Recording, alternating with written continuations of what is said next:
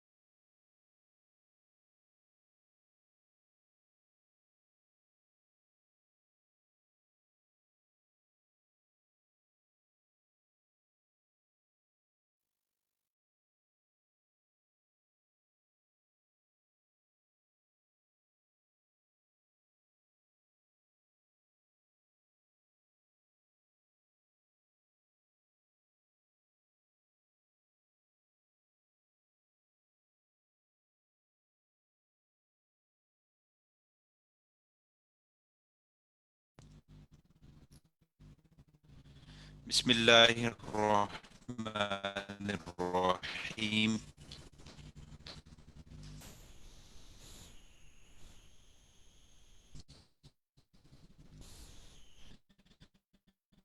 آج ہمارے کورس کا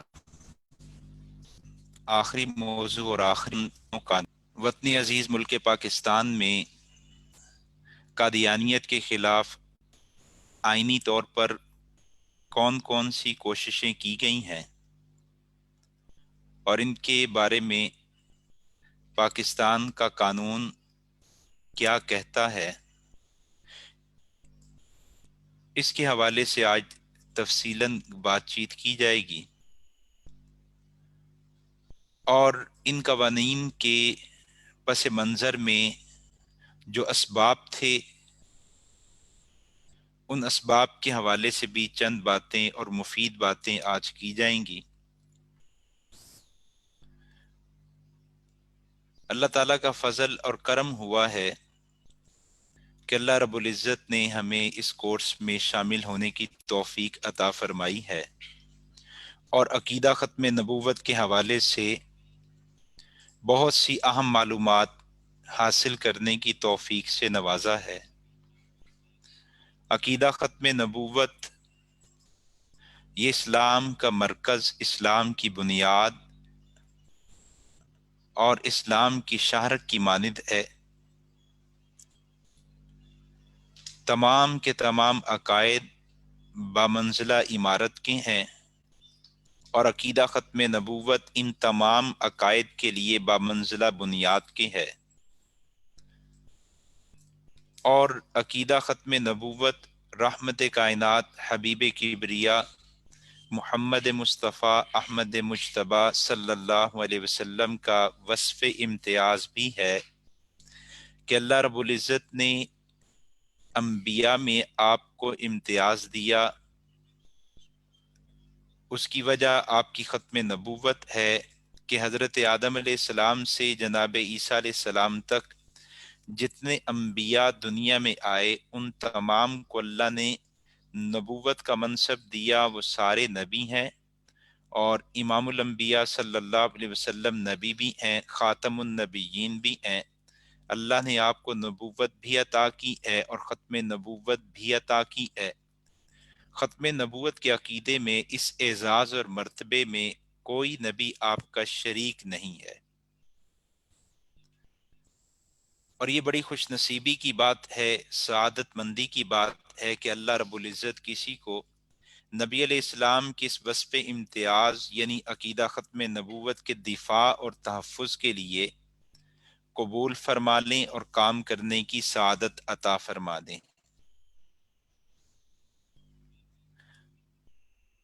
جہاں عقیدہ ختم نبوت نبی علیہ السلام کے لیے وصف امتیاز اور وجہ امتیاز ہے، وہیں پر عقیدہ ختم نبوت امت کے لیے وجہ اطمینان بھی ہے کہ پہلی امتیں ان میں نبوت جاری تھی، نبی علیہ السلام کی آمد سے پہلے نبوت جاری تھی. اس وجہ سے پہلی امتیں ہر وقت آزمائش میں ہوتی تھیں کہ آنے والا اور دعویٰ کرنے والا پتہ نہیں اپنے دعوے میں سچا ہے یا جھوٹا. نبی علیہ السلام کے بعد اللہ نے امت سے اس آزمائش کو اٹھا لیا ہے. اب قیامت تک کے لیے امام الانبیاء صلی اللہ علیہ وسلم ہی کی نبوت ہے. آپ کے بعد اللہ کسی کو منصب نبوت عطا نہیں کریں گے. اور دور رسالت سے آج تک کوئی ایک دور بھی ایسا نہیں آیا جب امت نے نبی علیہ السلام کی عزت کے بارے میں سمجھوتا کیا ہو یا امام الانبیاء صلی اللہ علیہ وسلم کی ختم نبوت کے بارے میں کوئی سمجھوتا کیا ہو. دور رسالت کے واقعات بھی آپ کے سامنے آ چکے ہیں. اسود انسی نے دعوی نبوت کیا، اس کا انجام کیا ہوا؟ مسیلمہ کذاب نے دور صدیقی میں دعوی نبوت کیا، اس کا انجام کیا ہوا؟ آپ بر صغیر کے اسلامی دور کو دیکھ لیجئے، اس میں بھی عزت رسول پر اور ختم نبوت پر کبھی سمجھوتا نہیں ہوا. بر صغیر میں جب مرزا غلام احمد قادیانی نے دعویٰ نبوت کیا تو اس کی تردید کے لیے اور اس فتنے کے استحصال کے لیے ہر ایک پلیٹ فارم پہ کوشش کی گئی ہے، اور ہر ایک ممکنہ ذرائع کو استعمال کرتے ہوئے اور ہر ایک رخ پر محنت کی گئی ہے۔ شرعی نقطہ نگاہ سے تو 1884 میں ہی مرزا غلام احمد قادیانی کو اس کے دعووں کی وجہ سے اور اس کی کتابوں میں موجود بعض کفریہ عبارات کی وجہ سے غیر مسلم اور کافر قرار دے دیا گیا تھا، اور پھر آہستہ آہستہ پورے بر صغیر کے علماء کا اس پر اتفاق ہوا کہ یہ شخص اپنے عقائد کی وجہ سے مسلمان نہیں ہے۔ اس کے بعد پھر ملک شام سے، مصر سے، سعودی عرب سے اور پوری دنیا سے مرزا غلام احمد قادیانی کے کفری عقائد کی وجہ سے کفر کے فتوے آ گئے، لیکن قادیانی اپنے طور پر اپنا کام کرتے رہے۔ مرزا قادیانی 1908 میں مر گیا، اس کا خلیفہ بنا حکیم نور الدین، وہ 1914 میں مر گیا۔ پھر اس کا اپنا بیٹا مرزا بشیر الدین محمود، جو انتہائی عیاش پسند آدمی تھا، اس کو مرزا غلام احمد قادیانی کے بیوی کی کہنے کی وجہ سے جماعت کا خلیفہ نامزد کر دیا گیا۔ اس کے دور کی بات ہے، 1926 کی بات ہے کہ بر صغیر میں قادیانیوں کے خلاف پہلی عدالتی کارروائی شروع ہوئی، اور آغاز بھی قادیانیوں کی طرف سے ہوا، سبب قادیانی بنے۔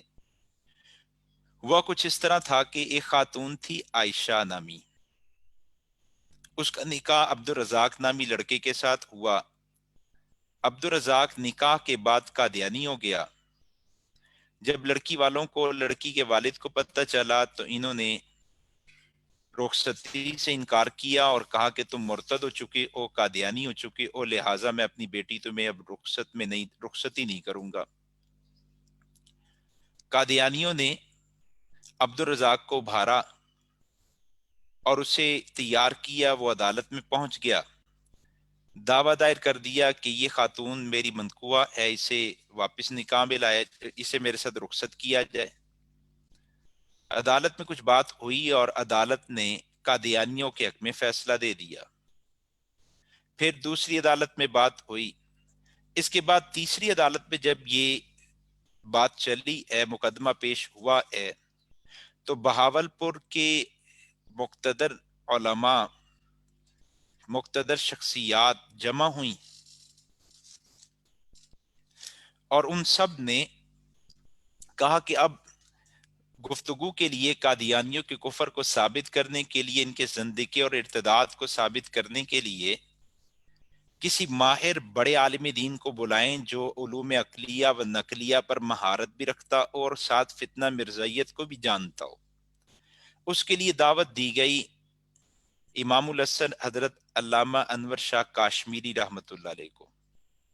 حضرت شاہ صاحب اس وقت خونی بواسیر میں مبتلا تھے اور طبیعت بہت خراب تھی۔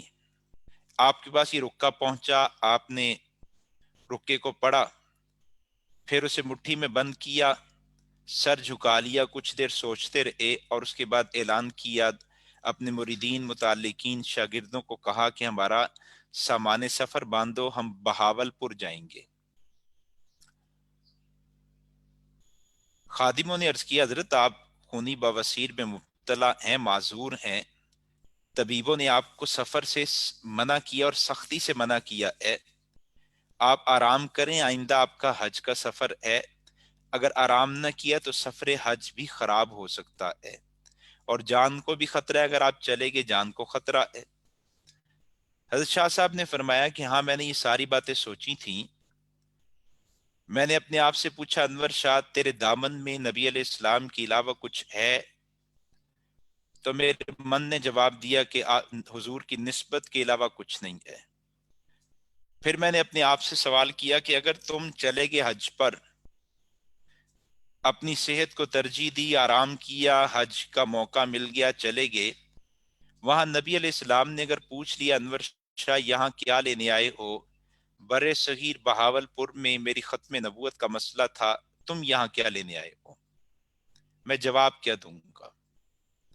اور فرمایا کہ میں نے تیسری بات سوچی کہ اگر میں روانہ ہو گیا، راستے میں زندگی نے وفا نہ کی، اجل آ گئی، موت آ گئی، تو معاشر میں عرض کروں گا اللہ کے حبیب صلی اللہ علیہ وسلم، میں تو روانہ ہوا تھا لیکن میری زندگی نے میرے ساتھ وفا نہ کی، فرمایا سامان سفر باندھو۔ یہاں پہ ہمارے لیے بھی سوچنے کی بات ہے کہ ہم امام الانبیاء صلی اللہ علیہ وسلم کی ختم نبوت، آپ کی عزت ناموس کو کیا اس درجے میں اہمیت دیتے ہیں؟ یہ تو پھر حج کو موقوف کرنا، اپنی زندگی کو ہتھیلی پہ رکھ کے جانا، کیا ہم اپنے معمولی روزمرہ کے معاملات کو اس کام کی وجہ سے آگے پیچھے کرتے ہیں؟ اگر تو ہم اس کام کو ترجیح دیتے ہیں تو بہت بڑی سعادت ہے، اگر نہیں تو دعا کرنی چاہیے کہ اللہ تعالی ہمیں بھی نبی علیہ السلام کی ختم نبوت کا حقیقی چوکیدار بنا دے اور سچا سچا عشق عطا فرما دے، غم نصیب فرما دے۔ یہاں سے آپ جب روانہ ہوئے، پلیٹ فارم پہ مرید بھی ساتھ ہیں، گاڑی میں آپ بیٹھے، گاڑی میں سوار ہوئے تو آپ کے مریدین، آپ کے خادم، آپ کے شاگرد وہ رونے لگے۔ حضرت شاہ صاحب کے بیٹے مولانا انظر شاہ صاحب کاشمیری فرماتے ہیں کہ ابا جی نے ٹرین کے دروازے میں کھڑے ہو کے مجمع کو مخاطب کیا اور فرمایا، اور پگلو کیوں روتے ہو؟ جانتے نہیں کہ آج انور شاہ کاشمیری محمد رسول اللہ صلی اللہ علیہ وسلم کی ختم نبوت کا وکیل بن کے جا رہا ہے؟ اور پھر آپ چلے گئے۔ آپ کے ساتھ حضرت مفتی اعظم مفتی محمد شفیع صاحب رحمۃ اللہ علیہ، مولانا یوسف بنوری صاحب رحمۃ اللہ علیہ، بدر عالم میریٹھی رحمۃ اللہ علیہ، اور بڑے جلیل القدر حضرات جو اس وقت آپ کے شاگرد تھے، وہ سب آپ کے ساتھ تھے۔ بہاولپور عدالت میں پہنچے ہیں، گفتگو ہوئی ہے، اور لمبی چوڑی بحث کے بعد قادیانی خوب شرمندہ ہوئے، رسوا ہوئے، اور وہاں سے پھر آپ واپس آئے، اور واپسی پہ آپ نے کہا کہ اگر میری زندگی میں فاضل عدالت نے فیصلہ سنا دیا تو مجھے پہنچ جائے گا، اگر نہیں سنایا اور میں دنیا سے چلا گیا تو میری قبر پہ آ کے اس مقدمے کا فیصلہ سنا دینا۔ 1935 میں جج محمد اکبر خان نے فیصلہ سنایا، خوب تحقیق کے بعد مضبوط دلائل کی بنیاد پر قادیانیوں کو غیر مسلم قرار دے دیا گیا، فیصلہ کر دیا کہ یہ لوگ مسلمان نہیں ہیں، اس وجہ سے عبد الرزاق کا نکاح عائشہ کے ساتھ فسخ ہو چکا ہے، اس نکاح کی اب کوئی حیثیت باقی نہیں رہی۔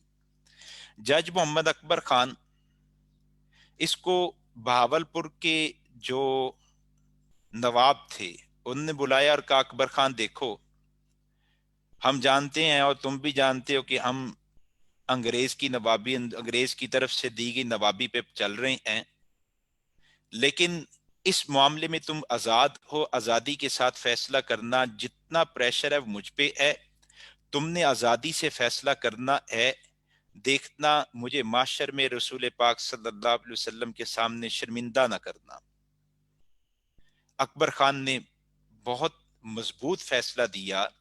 اس فیصلے کی مضبوطی کا اندازہ اس بات سے لگائیں کہ 1935 سے انگریز موجود ہے، حکومت انگریز کی ہے، 47 تک انگریز یہاں رہا، لیکن اس وقت سے آج تک قادیانیوں نے کبھی جرت نہیں کی کہ اس فیصلے کے خلاف اپیل دائر کریں، اتنا مضبوط فیصلہ ہے۔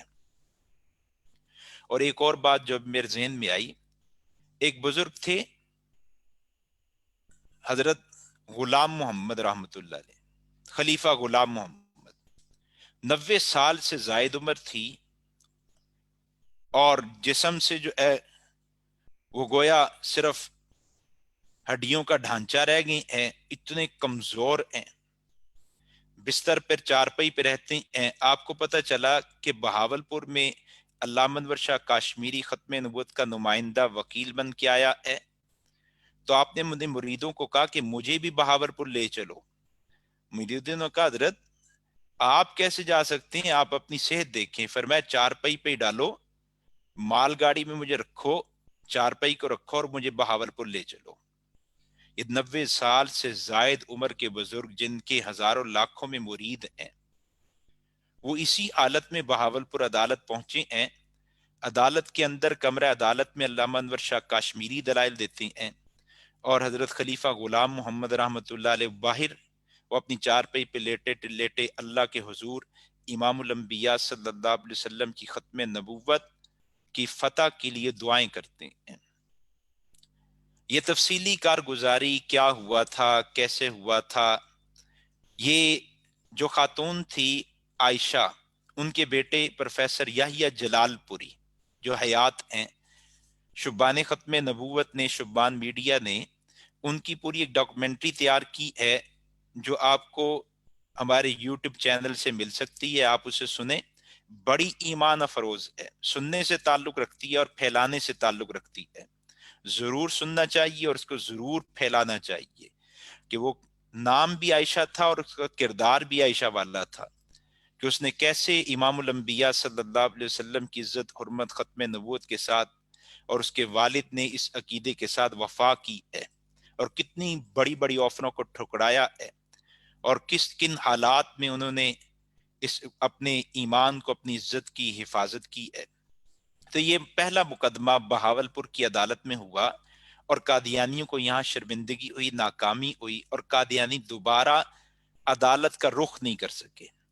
پھر یہ حالات چلتے رہے، پاکستان بن گیا۔ پاکستان بننے کے بعد 1952 میں مرزا بشیر الدین محمود نے ایک اعلان کیا جس پر علماء کے کان کھڑے ہو گئے اور ایک تحریک چلائی گئی۔ وہ اعلان کیا تھا کہ مرزا محمود نے اعلان کر دیا کہ ہم بلوچستان کو قادیانی صوبہ بنانا چاہ رہے ہیں، اور ہم عنقریب اسے قادیانی صوبہ بنا لیں گے۔ پھر وزارت خارجہ کا عہدہ قادیانیوں کے پاس تھا۔ ظفر اللہ قادیانی نے وہ اپنے اس عہدے کو استعمال کرتے ہوئے ارتداد کو پھیلا رہا تھا، اپنی ارتدادی سرگرمیوں کو پھیلا رہا تھا۔ ہمارے سفارت خانوں کو قادیانی تبلیغی اڈوں میں تبدیل کیا جا رہا تھا۔ تو یہ اسباب تھے، اور پھر ان کے پاس اور بھی بہت سے کلیدی عہدے تھے، اور عسکری اداروں کے اندر بھی ان کے پاس بڑے بڑے عہدے تھے۔ اس بنیاد پر یہ انہوں نے اعلان کر دیا کہ ہم بلوچستان کو احمدی صوبہ بنائیں گے۔ علماء انہوں نے پھر ایک اجلاس طلب کیا اور ایک تنظیم بنائی جس کا نام رکھا آل پارٹیز مجلس تحفظ ختم نبوت۔ اس میں مختلف مکاتب فکر کے علماء کو دعوت دی گئی، علماء آئے، اور اس تنظیم اور اس جماعت کا جو امیر مقرر کیا گیا وہ حضرت مولانا پیر ابو الحسنات سید محمد احمد قادری رحمۃ اللہ علیہ، مسلکن بریلی مسلک کے تھے، لیکن ختم نبوت کے عنوان پر ہمیشہ امت ایک پلیٹ فارم پہ جمع ہوئی ہے۔ اور اس تحریک کے سرپرست خطیب اسلام حضرت امیر شریف سید عطا اللہ شاہ بخاری رحمۃ اللہ علیہ بنے۔ پھر اس تحریک میں ملک پاکستان کے جو نامور جید علماء کرام تھے، مشائخ تھے، وہ تمام اس تحریک میں قائد کے طور پر سامنے آئے ہیں۔ سب نے اپنی صلاحیتوں کا بھرپور استعمال کیا ہے۔ یہ جو اجلاس، ان کا جو پہلا اجلاس ہوا، اس میں 3 باتیں متفقہ طور پر قرارداد کے طور پر منظور ہوئیں، اور وہ یہ کہ ان میں سے پہلی بات یہ کہ قادیانیوں سے کلیدی عہدے واپس لیے جائیں، دوسری بات یہ کہ وزارت خارجہ کا عہدہ قادیانیوں سے واپس لیا جائے، اور تیسری بات یہ کہ قادیانیوں کو غیر مسلم اقلیت قرار دیا جائے۔ یہ تینوں مطالبات حکومت کے سامنے پیش کیے گئے تو وزیر اعظم صاحب نے ان مطالبات کو ماننے سے انکار کر دیا، اور ایک عجیب بات کہی، کہنے لگے کہ اگر میں نے تمہارے مطالبات مان لیے، ختم نبوت کا قانون بنا دیا، تو امریکہ مجھے گندم نہیں دے گا۔ گندم کے عوض میں امام الانبیاء صلی اللہ علیہ وسلم کی ختم نبوت کو بیچا گیا ہے، امریکہ مجھے گندم نہیں دے گا۔ ان حضرات نے کہا کہ کچھ بھی ہو، آپ کو اس نبی کی عزت کا دفاع کرنا ہوگا، قانون بنانا ہوگا جس نبی کے نام پہ ہم نے ملک کو حاصل کیا ہے۔ ہمارے اسلاف نے قربانیاں اس مٹی کے لیے تو نہیں دیں، ہماری ماں بہنوں بیٹیوں کی عصمتیں مٹی کے لیے تو نہیں لوٹیں، ہمارے بچوں کو نیزوں کی انیوں پر اس مٹی کے لیے تو نہیں اچھالا گیا. یہ جو ساری قربانیاں تھی جو تقسیم کے وقت دی گئی ہیں اور جو تحریک چلائی گئی تھی، یہ ساری کی ساری لا الہ الا اللہ محمد رسول اللہ کے نام پہ تھی. جس نبی کے نام پہ ہم نے ملک حاصل کیا ہے، قربانی دینے والوں کے ذہن میں یہ بات تھی کہ ایسے خطہ مل جائے جہاں امام الانبیاء صلی اللہ علیہ وسلم کی عزت کا دفاع ہو سکے. تو آپ کو تو قانون بنانا ہوگا. انہوں نے کہا یہ ممکن نہیں ہے. انہوں نے کہا ہم تحریک چلائیں گے. حکومت نے کہا آپ چلائیں. تحریک چلائی گئی اور جان بوجھ کر اس تحریک میں اشتعال لانے کی کوششیں کی گئی. اس تحریک میں مسلمانوں کو جانوں کے لحاظ سے بڑا نقصان ہوا ہے. 10,000 سے زائد مسلمان 53 کی تحریک میں شہید ہوئے. اور مطالبہ کیا ہے؟ ان 10,000 شہداء کا مطالبہ صرف یہ کہ ملک پاکستان میں پاک نبی صلی اللہ علیہ وسلم کی عزت حرمت ختم نبوت کے تحفظ کا قانون بنایا جائے، قادیانیوں کو غیر مسلم قرار دیا جائے، پاکستان کے چوٹی کے علماء مشائخ گرفتار ہوئے، قید و بند کی صعوبتیں برداشت کی. 1 لاکھ سے زائد مسلمان اس تحریک میں قید ہوئے. 10 لاکھ مسلمان اس تحریک سے متاثر ہوئے. بڑے عجیب عجیب واقعات ہیں اس تحریک کے. ابھی کچھ عرصہ چند ماہ پہلے کی بات ہے، لاہور کے ایک ادارے کے اندر جامعہ عثمانیہ میں ختم نبوت سیشن تھا. اس سیشن کے بعد ہم کھانے پہ بیٹھے ہیں تو ایک بزرگ بیٹھے ہوئے تھے، فرمانے لگے کہ 53 کی تحریک میں میرے بڑے بھائی بھی شہید ہوئے ہیں. میں نے تھوڑے احوال لیے تو انہوں نے بتایا کہ میرے سب سے بڑے بھائی صوفی برکت علی احراری وہ اس تحریک میں پیش تھے، سید عطا اللہ شاہ بخاری رحم اللہ کے رفیق تھے. اور میرے سے بڑا بھائی وہ بھی اس تحریک کے لیڈر کے طور پہ چل رہا تھا. یہاں انارکلی کے قریب وہ ریلی کی قیادت کر رہا تھا تو سامنے جو ہے وہ مارشل لا والے پولیس فوج والے تھے. انہوں نے ختم نبوت زندہ باد کا نعرہ لگایا تو ایک بدبخت جرت جسارت میں بڑا اور اس نے گولی چلا دی. وہ گولی ان کے بڑے بھائی کی ران پہ لگی. جوان گبرو جوان تھے، اپنے سینے کو چاک کیا، بٹن کھول لے اور فرمانے لگے بدبخت، عشق رسالت تو میرے سینے میں ہے، تو گولی چلانا چاہتا ہے تو سینے پہ چلا. اس نے پھر گولی چلائی، آپ کی گردن میں لگی اور آپ شہید ہو گئے اور پاک نبی صلی اللہ علیہ وسلم کے قدمین شریفین میں پہنچ گئے. اس ایک تحریک میں 10,000 مسلمان. واقعات آپ بہنوں آپ بھائیوں میں سے پہلے بھی سنے ہوں گے اور کئی واقعات آپ نے سن رکھے ہوں گے. یہ سارے واقعات حقیقت پر مبنی ہیں. ماں اپنے یتیم بچے کو پالتی ہے، جب وہ بڑا ہو جاتا ہے شادی کرنے لگتی ہے، بارات لے کے جا رہی ہے، دہلی دروازے کے قریب لاہور دہلی دروازے سے بارات گزر رہی ہے، وہاں گولیاں چلنے کی آواز آتی ہے، ماں بارات کو روکتی ہے، پوچھتی ہے کیا معاملہ ہے، کوئی اور بارات بھی ہے، بتایا جاتا نہیں بارات نہیں ہے. آج امام الانبیاء صلی اللہ علیہ وسلم کی ختم نبوت کی تحریک چلائی جا رہی ہے، تحریک والوں پر گولیاں چلائی جا رہی ہیں. ماں نے بیٹے کا سہرا اتار دیا اور کہنے لگی بیٹے آج کے دن کے لیے تجھے دودھ پلایا تھا، اگر تو دودھ حلال کرنا چاہتا ہے تو جا پاک نبی کی عزت حرمت پر قربان ہو جا. بیٹا بھی سعادت مند تھا، تحریک میں حصہ لیا، سینے پہ گولیاں کھائیں. ماں کے سامنے میت لائی گئی. ماں نے بیٹے کو پلٹ کے پشت سے دیکھا تو پشت پہ گولی کوئی نہیں.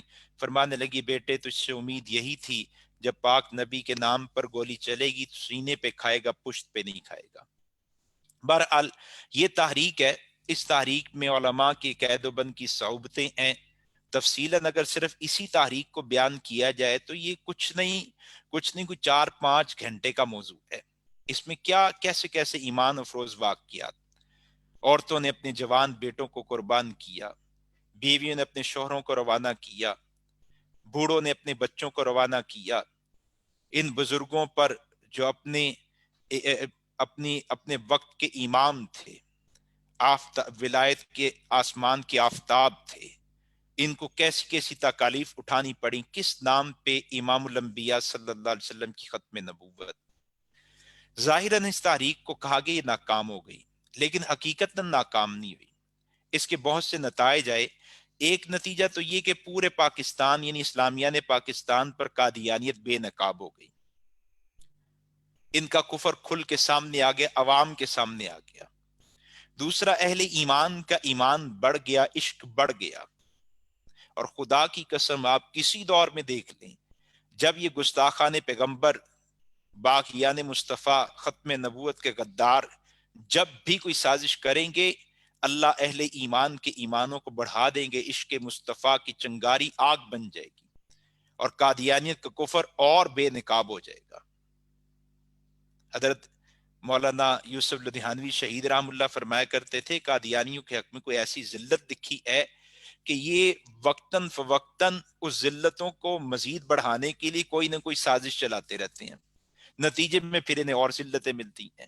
تو اہل ایمان کا ایمان بڑا، عشق بڑا، اور آئندہ کے لیے راہ ہموار ہو گئی۔ اسی لیے سید اللہ شاہ بخاری رحمۃ اللہ علیہ جب جیل سے رہا کے آئے تو آپ نے دیکھا لوگ مختلف اعتراضات کر رہے ہیں۔ ان میں سے ایک اعتراض یہ کہ لوگ کہتے ہیں کہ تحریک ناکام ہو گئی۔ دوسرا اعتراض، یہ 10,000 جوانوں کے خون کا حساب کون دے گا؟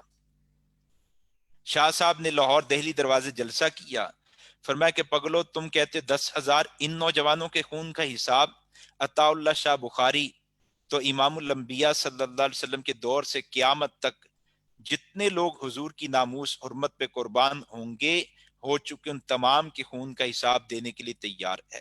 بھلا اللہ حضور کی عزت پہ گرنے والے خون کا حساب لیں گے؟ اور دوسری بات فرمایا تم کہتے تحریک ناکام ہوئی، تحریک کامیاب ہو گئی ہے، ایک ایسا بم فٹ کر دیا ہے، وقت پہ پھٹے گا اور حکومت ہمارے مطالبات کو مان لے گی۔ اور یہ بات یاد رکھنے کی ہے، دین کے نام پہ جو محنت کی جاتی ہے اس میں اخلاص ہو، قربانی ہو، اللہ کی رضا کے لیے ہو، قربانی کے ساتھ ہو، اللہ اس کے نتائج ضرور دیتے ہیں۔ چنانچہ یہ نتائج ہمارے سامنے 1974 میں آئے ہیں۔ 1974 میں پاکستان میں ختم نبوت کے حوالے سے دوسری بڑی تحریک چلی ہے۔ اس تحریک کی وجوہات کیا تھیں، واقعات کیا، اس کے نتائج کیا آئے؟ اس میں وجوہات میں تحریک چلنے کی وجہ میں پہلا مسئلہ تو یہ تھا کہ قادیانیوں نے عوام سے توجہ ہٹا کے حکومتی عہدوں کی طرف توجہ کر لی تھی۔ 53 کی تحریک میں عوام کے سامنے کفر کھلا تو انہوں نے اپنا رخ بدل لیا، حکومتی عہدوں اور دفاتر کی طرف رخ کیا۔ دوسرا مسئلہ، 1970 کے انتخابات میں ان کو کچھ سیٹیں بھی مل گئیں، پھر ان کی اس وقت کی سیاسی جو اقتدار والی جماعت تھی اس سے وابستگی بھی تھی۔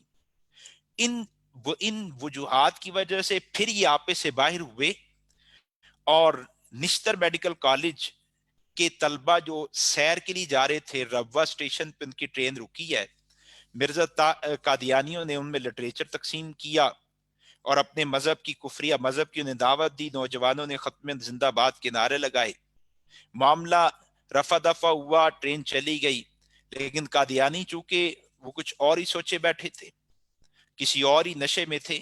جب یہ نوجوان واپس آ رہے تھے، قادیانیوں کو پوری اطلاع تھی، ربوہ اسٹیشن پہ گاڑی روکی گئی اور قادیانیوں کا ایک چوتھا سربراہ گزرا ہے، مرزا طاہر، 2003 میں مرا ہے۔ اس نے سینکڑوں گنڈوں کو لے کے ان نوجوانوں پہ دھاوا بول دیا، خوب تشدد کیا، زخموں سے چور چور ہو گئے، لہو لعان ہوئے۔ ان کی ٹرین پہنچی فیصل آباد، مولانا تاج محمود صاحب رحمۃ اللہ علیہ آج بھی ان کی اسٹیشن پہ مسجد موجود ہے، اسٹیشن کے ساتھ مسجد موجود ہے۔ آپ کو خبر مل چکی تھی، اسٹیشن پہ آئے، جوانوں کی حالت دیکھی، بڑے غمزدہ ہوئے، پریشان ہوئے، اور ان نوجوانوں سے خطاب کرتے فرمانے لگے، جوانوں جب تک ہم تمہارے خون کا حساب نہیں لے لیں گے ہم چین سے نہیں بیٹھیں گے۔ چنانچہ یہ 74 کی تحریک کے محرک اول سبب تو وہ نوجوان بنے، ان نوجوانوں پر جو ظلم و ستم ہوا، لیکن محرک اول وہ مولانا تاج محمود صاحب رحم اللہ ہیں۔ اب اس تحریک میں بھی تمام جماعتیں اکٹھی ہو گئیں اور ان کا امیر بنا دیا گیا علامہ سید یوسف بینوری صاحب رحمۃ اللہ علیہ کو۔ آپ کو امیر بنایا، پھر حکومت کے ساتھ مذاکرات شروع ہوئے، اپنے مطالبات رکھے گئے، اس میں سے بڑا مطالبہ یہی تھا قادیانیوں کو غیر مسلم اقلیت قرار دیا جائے۔ اچھا، خوش قسمت یہ کہ اس وقت اسمبلی میں کچھ ممبران علماء بھی تھے، علماء کو اللہ نے اسمبلی میں پہنچا دیا تھا، اور باہر انہوں نے اسمبلی میں محنت کی، اور باہر جو ہے کچھ اور حضرات نے محنت کی۔ جناب وزیر اعظم جناب محترم بھٹو صاحب نے علماء کو کہا کہ یوں آپ معاملہ نہ طے کروائیں، آپ قادیانیوں کو موقع دیں، وہ اسمبلی میں آئیں، آپ اپنے موقف کو پیش کریں، قادیانی اپنے موقف کو پیش کریں، جو فیصلہ ہوگا، جو بات صحیح ہوگی وہ سب کے سامنے آئے گی، اسی پر فیصلہ کر لیا جائے گا۔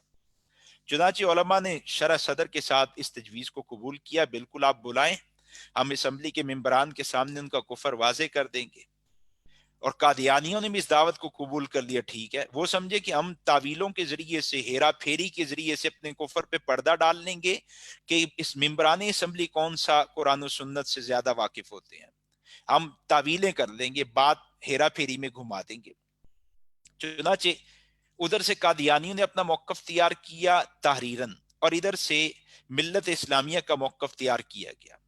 جن حضرات کو یہ سعادت ملی وہ شیخ الاسلام مفتی محمد تقی عثمانی صاحب ہیں، حضرت مولانا سمیع الحق شہید رحمۃ اللہ علیہ ہیں۔ انہوں نے ملت اسلامیہ کا موقف تیار کیا، اور لکھنے کی سعادت جن کا قلم استعمال ہوا ہے، نیٹ کر کے لکھا ہے، وہ حضرت سید نفیس الحسینی شاہ صاحب رحمۃ اللہ علیہ تھے۔ اپوزیشن کی طرف سے قرارداد مولانا شاہ احمد نورانی صاحب نے پیش کی، اور حکومت کی طرف سے قرارداد پیر عبدالحفیظ پیرزادہ نے پیش کی۔ اور پھر یہ جو موقف لکھا گیا تھا، یہ اسمبلی میں پڑھ کے سنانے کی سعادت حضرت مفتی محمود صاحب رحمۃ اللہ علیہ کے حق میں آئی۔ اب اس پر جو موقف ہمارا لکھا گیا اور پھر قادیانیوں کا موقف آیا، بحث ہونی ہے، جرا ہونی ہے۔ تو قادیانیوں نے کہا کہ ہم کسی مولوی سے بات نہیں کریں گے، کسی مفتی سے بات نہیں کریں گے۔ علماء نے کہا کہ بھائی مذہب کی بات ہے تو علماء ہی بات کریں گے۔ انہوں نے کہا نہیں، ہم مولوی اور مفتی سے بات نہیں کریں گے، اور آج بھی قادیانی یہی کرتے ہیں۔ علماء کی بات آتی ہے، اور خاص طور پر وہ علماء جو فتنہ مرزائیت کو سمجھنے والے ہیں، تو فوراً بیک فٹ پہ چلے جاتے ہیں، فوراً جو ہے نا وہ میدان چھوڑ جاتے ہیں۔ ان کا ہم علماء سے نہیں کریں گے۔ کس سے کرو کہ بھئی کوئی غیر عالم نمائندہ بن جائے، علماء بات اس تک پہنچائے، وہ ہم تک پہنچائے، یوں چلے گی بات۔ چنانچہ اٹارنی جنرل یحییٰ بختیار، اللہ تعالیٰ نے ان کا انتخاب کیا، اور انہوں نے پھر قادیانی مرزا ناصر پر جرا کی ہے، اور یہ جو تحریک چلی ہے اسمبلی میں، جو نشستیں ہوئی ہیں، اس تحریک کا کل دورانیت 90 دن ہے، اسمبلی میں بحث کا دورانیت 13 دن ہے، کل 28 اجلاسات ہوئے اور 96 نشستوں پر مشتمل تھے۔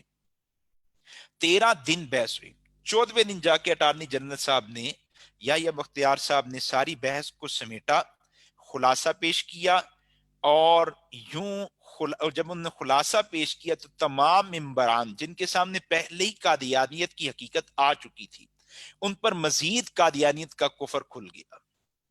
وہ عقائد و نظریات کون سے تھے جن کی بنیاد پر قادیانیوں کو غیر مسلم اقلیت قرار دیا گیا، اور ان عقائد و نظریات میں تعویلات اور ہیرا پھیری بھی قادیانیوں کے کفر کو چھپا نہیں سکی۔ وہ کچھ عقائد و نظریات تو آپ ہمارے ایک سیشن میں سن چکے ہیں، آپ کے سامنے وہ کچھ عقائد و نظریات بیان ہو چکے ہیں۔ مزید اگر آپ اس موضوع پر مطالعہ کرنا چاہیں تو آپ اس عنوان پر لکھی گئی کتابوں کو لے لیں، شبان میڈیا سے، شبان والوں سے رابطہ کریں، یہ بھی آپ تک مواد پہنچا سکتے ہیں۔ جو اسمبلی کی بات ہوئی ہے، جو بحث کے بعد فیصلہ آیا ہے، نتیجہ آیا ہے، وہ یہ کہ قادیانیوں کو ملک پاکستان میں آئینی طور پر غیر مسلم اقلیت قرار دے دیا گیا کہ یہ مسلمان نہیں ہے۔ آئینی ترمیم آپ کے سامنے ہے، اس میں 2 شکوں کا اضافہ ہوا۔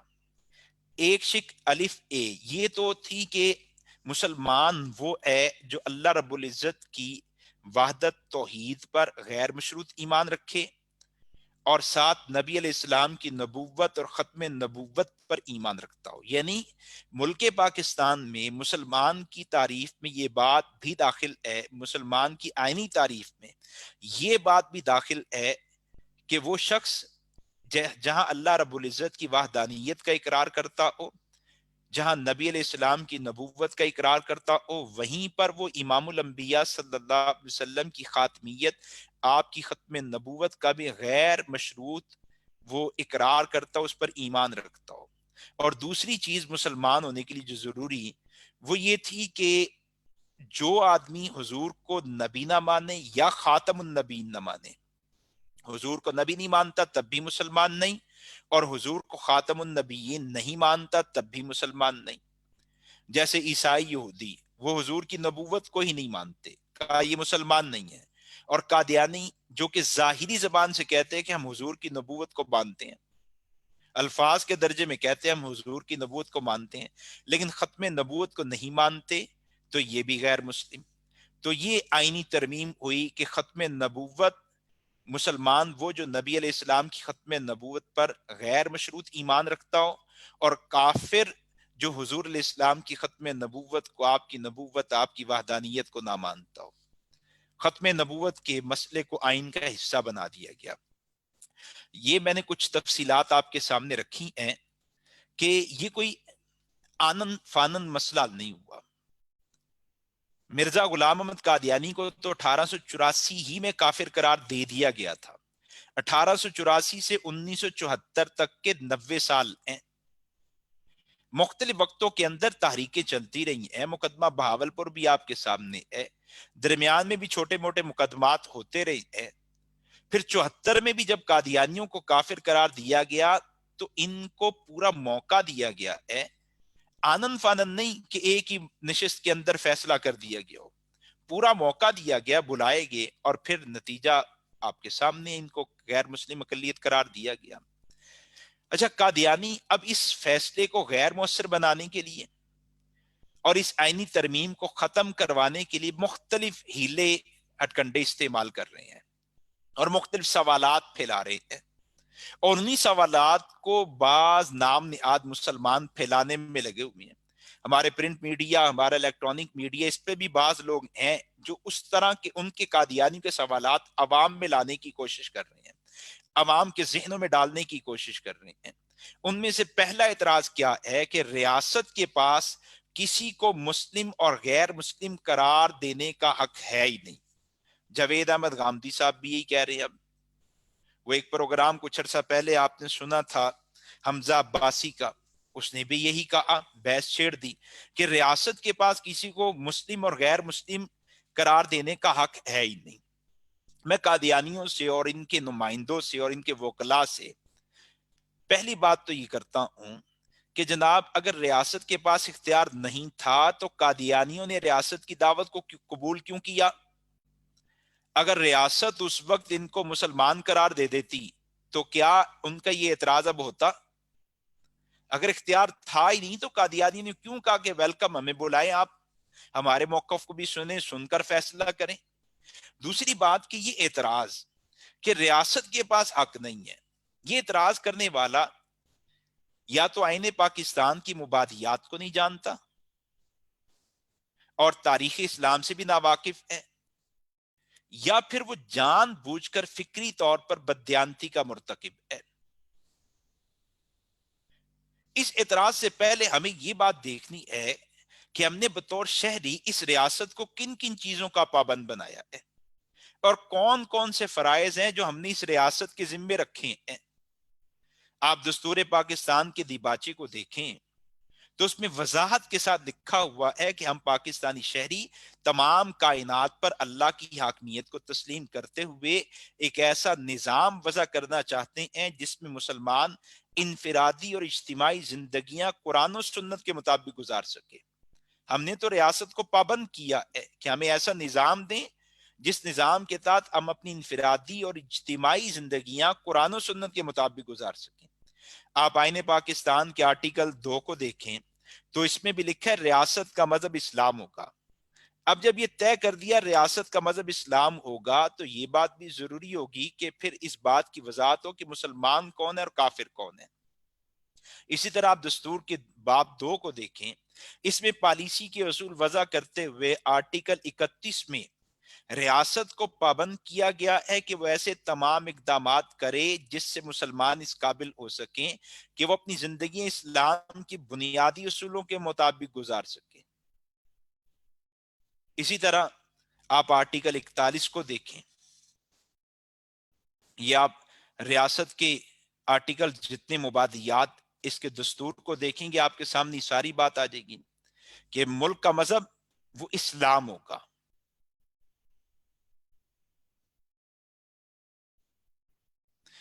پاکستان کے مسلمان کو انفرادی اور اجتماعی طور پر اپنی زندگی اسلام کی بنیادی اصولوں اور اساسی تصورات کے مطابق مرتب کرنے کے قابل بنانے کے لیے اور انہیں ایسی سہولتیں مہیا کرنے کے لیے اقدامات کیے جائیں جن کی مدد سے قرآن مجید اور سنت کے مطابق وہ اپنی زندگیاں ان کا مفہوم سمجھ سکیں۔ پھر آپ یہ بات بھی دیکھیں کہ آرٹیکل 41 میں یہ بات وضاحت کے ساتھ لکھی ہے کہ ریاست کا صدر اس کا مسلمان ہونا ضروری ہے۔ اسی طرح ریاست کا وزیر اعظم اس کا مسلمان ہونا ضروری ہے۔ صدر بھی مسلمان، وزیر اعظم بھی مسلمان۔ پھر ریاست کی ذمہ داری کہ وہ اپنے جو شہری ہیں ان کے لیے ایسا نظام وضع کرے جس کے تحت لوگ اپنی زندگیاں اسلام کے مطابق گزار سکے۔ تو یہ جو اعتراض ہے کہ جی ریاست کے پاس اختیار ہے یا نہیں، جناب ریاست کے پاس تو اختیار ہے۔ پھر ہم کہتے بھی اس ریاست کو اسلامی جمہوریہ پاکستان، تو ریاست کے پاس تو اختیار ہے کہ وہ مذہب کے بارے میں فیصلہ کر سکے۔ یہ سوال تو ریاست سے ہوتا ہی نہیں کہ تمہارے پاس اختیار نہیں ہے۔ اصل سوال یہ ہوتا ہے کہ ریاست نے اس اختیار کو استعمال کرنے میں جو عدل و انصاف کے تقاضے ہیں ان کو پورا کیا تھا یا نہیں۔ تو آپ کو جواب ہاں میں ملے گا کہ ریاست نے عدل و انصاف کے تمام تر تقاضوں کو پورا کیا۔ قادیانیوں کو بلایا گیا، وہ آئے، آ کے گفتگو ہوئی ہے، ان کو پورا موقع دیا گیا ہے۔ میں نے کچھ تفصیلات عرض کر دی ہیں۔ پورے عدل و انصاف کے تمام تر تقاضوں کو بجا لاتے ہوئے قادیانیوں کے بارے میں فیصلہ کیا گیا ہے۔ اور پھر آپ اسلامی تاریخ کو بھی دیکھ لیجئے، اسلامی ریاستیں ان کو دیکھ لیجئے۔ دور رسالت میں اسلامی ریاست ہے، ریاست مدینہ۔ امام الانبیاء صلی اللہ علیہ وسلم نے بطور حکمران بھی ان باتوں کا فیصلہ کیا ہے کہ مسلمان کون ہے، کافر کون ہے، اور نبوت کے دعوے داروں کے بارے میں فیصلے بھی آپ نے کیے ہیں۔ پھر نبی علیہ السلام کے بعد آپ دیکھ لیجئے دور خلافت کو، حضرت صدیق اکبر رضی اللہ تعالیٰ عنہ کے دور کو دیکھیے، اس میں بھی فیصلے کیے گئے ہیں۔ حضور کے زمانے میں اسود انسی ہے، صدیق اکبر کے زمانے میں مسلمہ کذاب ہے، اور اس کے بعد کہ آپ اسلامی ادوار کو دیکھ لیجئے، اسلامی ریاستوں نے، مسلم ریاستوں نے مسلمان اور کافر کو ہمیشہ جدا جدا رکھا ہے۔ دوسرا اعتراض ان کا وہ یہ ہے کہ جناب 1974 میں جو فیصلہ کیا گیا ہے یہ یک طرفہ سیاسی فیصلہ تھا۔ یہ اعتراض بھی بالکل بے بنیاد ہے۔ کیوں؟ اس لیے یک طرفہ تب ہوتا جب قادیانیوں کو دعوت نہ دی گئی ہوتی۔ قادیانیوں کو تو بلایا گیا، پورا موقع دیا گیا، اور سیاسی کیسے ہو گیا؟ قرارداد تو اپوزیشن لائی ہے، انہوں نے قرارداد کو پیش کیا ہے۔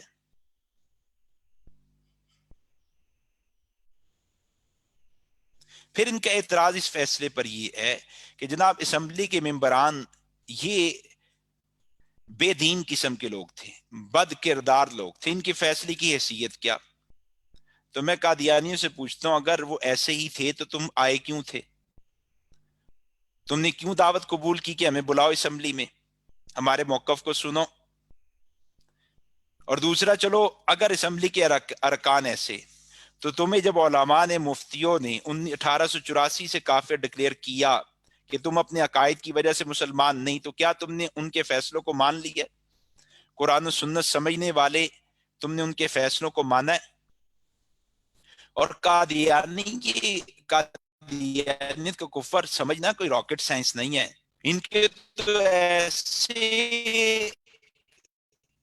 گندے غلیظ قاضی کے سامنے بھی جو دین پر عمل نہیں کرتا اس کے سامنے بھی رکھیں گے، حتیٰ کہ آپ اگر کافر کے سامنے بھی رکھیں، کسی عیسائی ہندو کے سامنے بھی رکھیں کہ یہ عقائد اگر کسی کے ہوں تو کیا وہ مسلمان ہوگا، تو وہ آپ کو کہے گا نہیں، یہ اسلام کے عقائد نہیں ہے.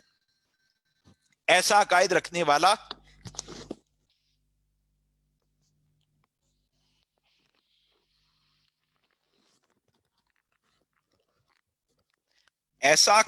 والا مسلمان نہیں ہے، وہی آپ کو کہے گا. پھر ان کا اس فیصلے پر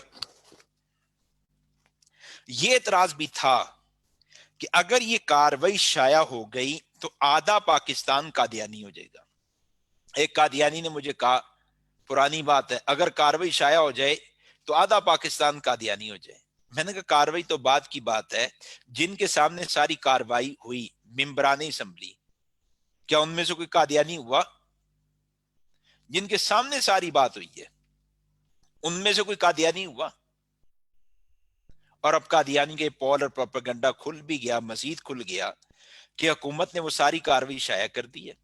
عالمی مجلس تحفظ ختم نبوت سعادت حاصل کر چکی ہے، اس کاروائی کو باقاعدہ چھاپ چکی ہے، کتابی صورت میں شائع کر چکی ہے، یہ کاروائی شائع ہو چکی ہے.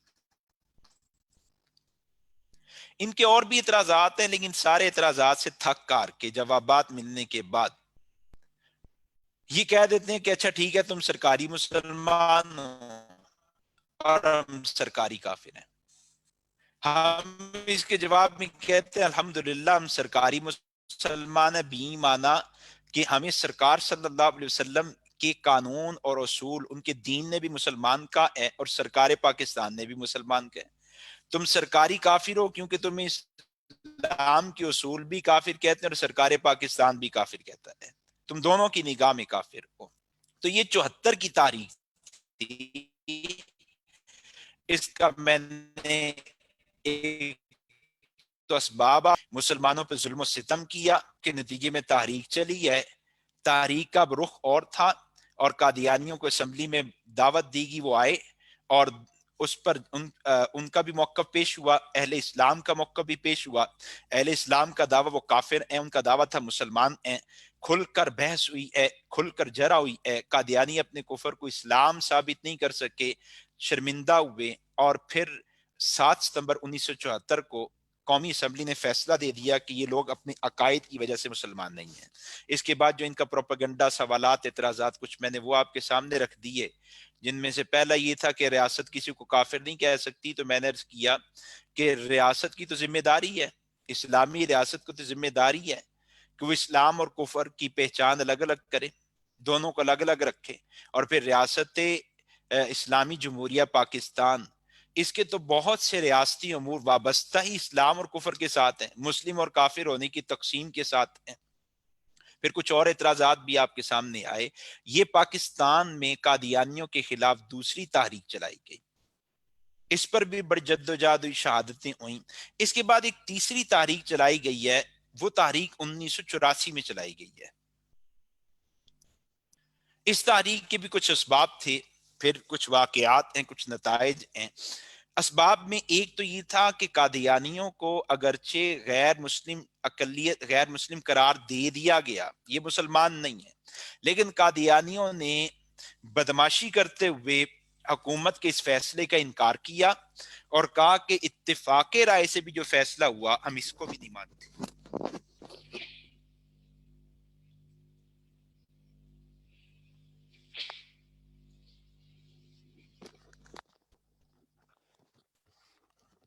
کہنے لگے ہم اس کو بھی نہیں مانتے. اور پھر شاعر اسلامی کا کھلا استعمال کیا، کلمہ لکھنا شروع کر دیا، کلمہ لوگوں کے سامنے پڑھنا شروع کر دیا، اذانیں کہنا شروع کر دیں. یہ کام چلتا رہا.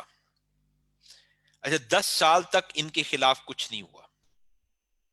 یہ پھر سے دوبارہ بدماشی پر اتر آئے اور ایک بزرگ تھے مولانا اسلم قریشی، सियालकोट में खत्म का काम करते थे, उस पट्टी पे कादियानी बड़ी मजबूत थी।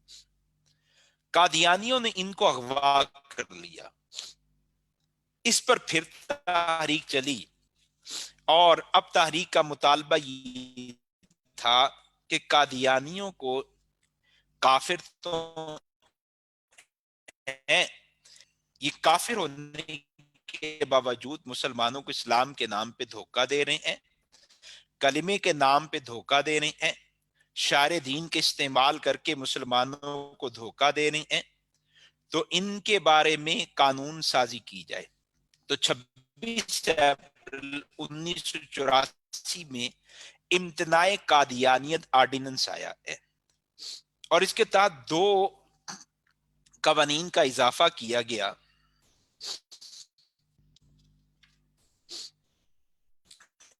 एक तो ये ताजीरात पाकिस्तान में 2 नई दफात का इजाफा किया गया।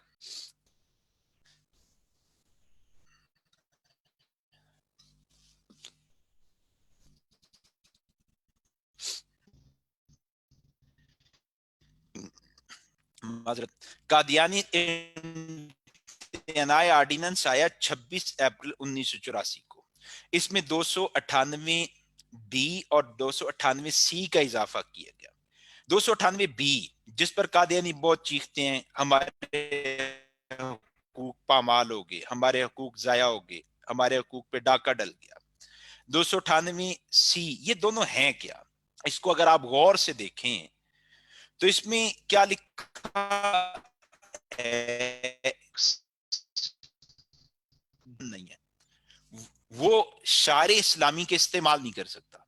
इसमें क्या लिखा है कि कादियानी ग्रुप लाहौरी हो, रबवा वाला हो, वो खुद को अहमदी ना कहें और वो नबी खलीफा ना कहें, अमीर मोमिनीन ना कहें, खलीफतुल मुस्लिमीन ना कहें, कि अज़वाज के अलावा किसी की बीवी को उम्मुल मोमिनीन ना कहा जाए, नबी अलैहिस्सलाम के खानदान के अलावा किसी को अहले बैत ना कहा जाए, अपनी इबादत गाह को मस्जिद ना कहा जाए। ये 298 बी है कि कादियानी वो अब मिर्जे के चेलों को सहाबी नहीं कह सकते, उसके जानिशीन को अमीरुल मोमिनीन नहीं कह सकते, उसकी बीवी को उम्मुल मोमिनीन नहीं कह सकते, उसके खानदान को अहले बैत नहीं कह सकते, वो अपनी इबादत गाह को मस्जिद नहीं कह सकते। और ये बिल्कुल हक बजानिब था।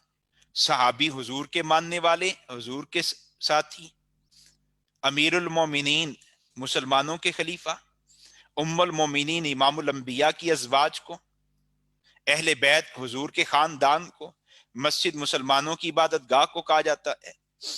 और दूसरा जो शिक थी वो ये थी कि कादियानी अजान नहीं कह सकते, इबादत गाह बनाएं लेकिन मस्जिद की तर्ज पे नहीं, इबादत गाह में लोगों को दावत दें, अपने लोगों को बुलाएं, आए वो अपनी इबादत करें, लेकिन वो उसके लिए अजान नहीं कहेंगे,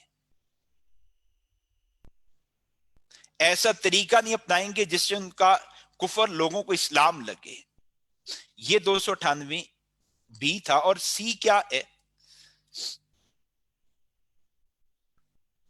कि कादियानी किसी भी शख्स को अपने मजहब की दावत नहीं दे सकते।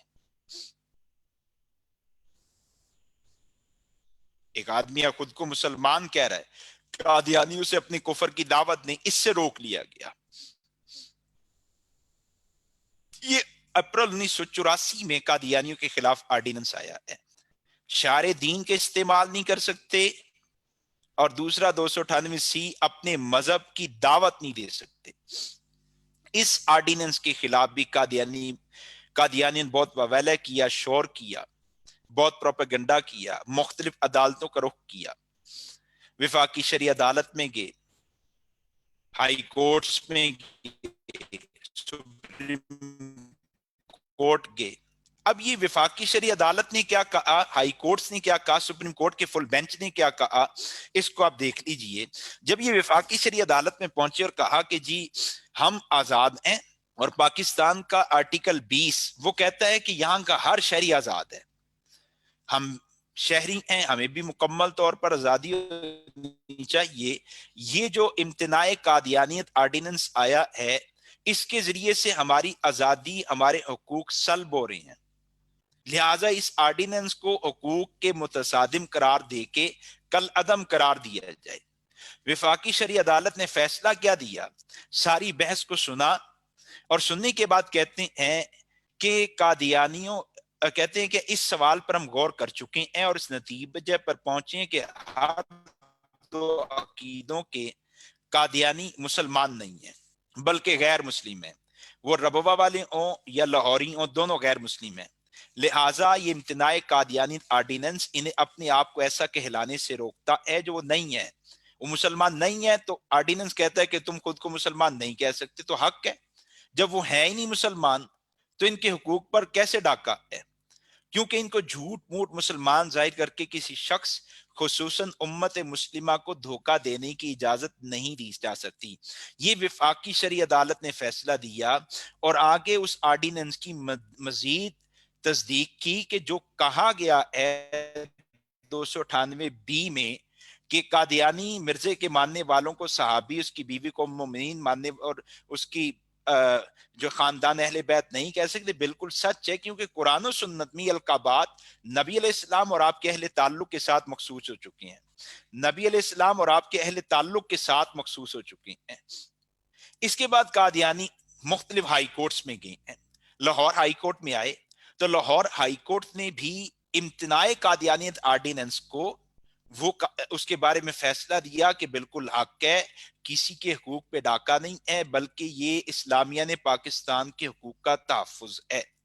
اور فاضل جج صاحب نے، جناب خلیل الرحمن رمدے صاحب نے اپنے تاثرات میں کیا لکھا، انہوں نے کہا کہ مرزا قادیانی نے بذات خود محمد رسول اللہ ہونے کا اعلان کیا، اور ان تمام لوگوں کے خلاف بے حد غلیظ زبان استعمال کی جن نے اس کی جھوٹی نبوت کے دعوے کو رد کیا، اور اس نے یعنی مرزا قادیانی نے خود اعلان کیا کہ برطانوی سامراج کی پیداوار یعنی اس کا خود کاشتہ پودا ہے، لہٰذا جب وہ اس بات کا دعویٰ کرتا ہے کہ وہ خود محمد رسول اللہ ہے اور اس کے پیروکار اس کو ایسا ہی مانتے ہیں، تو اس صورت میں وہ رسول اکرم صلی اللہ علیہ وسلم کی شدید توہین اور تحقیر کے مرتکب ہوتے ہیں۔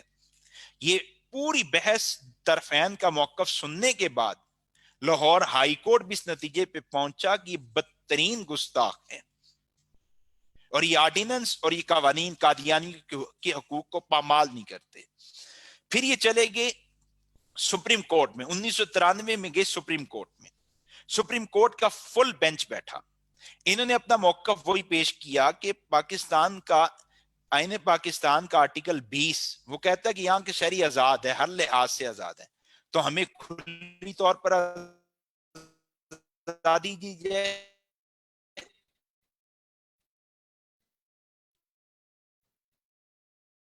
یہ آرڈیننس جو حقوق کے ججوں نے فیصلہ دیا، اور پھر سپریم کورٹ کے ججوں نے کچھ ریمارکس دیے ہیں، لکھا ہے کچھ، وہ کہتے ہیں کہ اگر کسی قادیانی کو انتظامیہ کی طرف سے یا قانوناً شار اسلام کا اعلانیہ اظہار کرنے یعنی پڑھنے کی اجازت دے دی جائے تو اقدام ان کی شکل میں ایک اور رشدی تخلیق کرنے کے مترادف ہوگا۔ یعنی فاضل جج صاحب فل بینچ نے ان کے عقائد کو پڑھا، وہ جو مرزا کہتا ہے کہ نعوذ باللہ میں دوسرا محمد ہوں، میرے ماننے والے صحابی، میری بیوی ام المؤمنین، میرا جانشین خلیفہ، اور وہ جو اپنے لیے درود پاک کا استعمال کرتا ہے، ان عقائد کو دیکھنے کے بعد کہتے ہیں کہ اگر ہم قادیانیوں کو اجازت دے دیں تو ہر قادیانی وہ سلمان رشدی کی طرح گستاخ ہے۔ اور پھر وہ یہ کہتے ہیں کہ جب کوئی قادیانی شعار اسلامی کے استعمال کرتا ہے یعنی پڑھتا ہے تو یہ اعلانیہ رسول اکرم صلی اللہ علیہ وسلم کے نام نامی کی بے حرمتی اور دوسرے انبیاء کرام کے اسماء گرامی کی توہین کے ساتھ ساتھ مرزا قادیانی کا مرتبہ اونچا کرنے کے مترادف ہے، جس سے مسلمانوں کا مشتعل ہونا اور طیش میں آنا ایک فطری بات ہے، اور یہ چیز نقص امن عامہ کے موجب بن سکتی ہے، جس کے نتیجے میں قادیانیوں کے جان و مال کا نقصان بھی ہو سکتا ہے۔ پھر آگے دیکھیں انہوں نے کیا کہا، کہتے ہیں کہ ہم یہ بھی نہیں سمجھتے کہ قادیانیوں کو اپنی شخصیات، مقامات اور معمولات کے لیے نئے خطاب، القاب یا نام وضع کرنے میں کسی دشواری کا سامنا کرنا پڑے گا۔ آخرکار ہندوؤں، عیسائیوں، سکھوں اور دیگر برادریوں نے بھی اپنے بزرگوں کے لیے القابات اور خطابات بنا رکھے ہیں، اپنے ان کے بھی تہوار ہیں۔ چونکہ ان کی شناخت الگ ہے اس لیے کوئی اختلاف نہیں ہوتا، الجھن نہیں رہتی،